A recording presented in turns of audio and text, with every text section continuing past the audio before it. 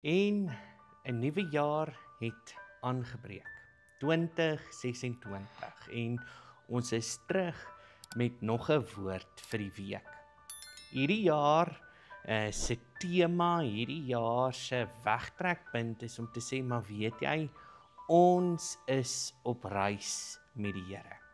En dit het my onmiddellik laat dink aan toe ek 'n kind was en ons nog nie dinge gehad het soos Google Maps of Waze of Apple Maps of al daardie toepassings op ons selfone wat ons gebruik om van punt A na punt B toe te gaan nie.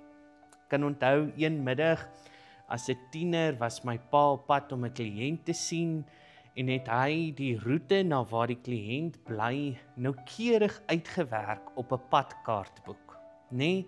Elke liewe straat moes ek vir my pa aftel en ek moes vir hom presies sê, okay, oor 2 strate dan moet pa regs draai. Ons kyk nou vir huis nommer 10 en hoe ons dan nou geleer het, maar weet jy, aan een kant is al die ewe huise en aan die ander kant is al die onewe huise.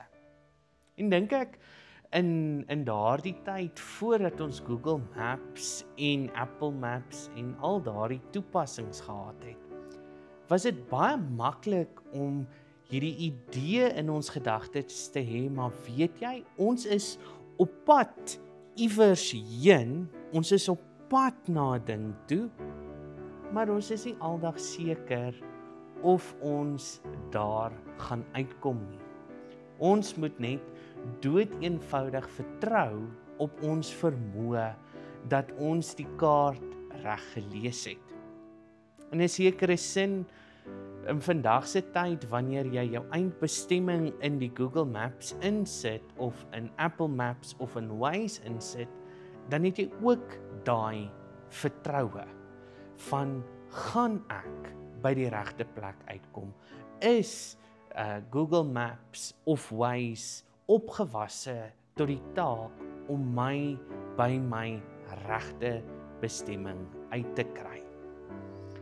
En dit bring my by ons teksgedeelte hierdie week in Genesis 12, waar ons 'n draaipunt in die Genesis narratief kry, waarin die Here dan nou uiteindelik sê, maar met hierdie persoon, met hierdie mens, gaan ek nou 'n pad stap.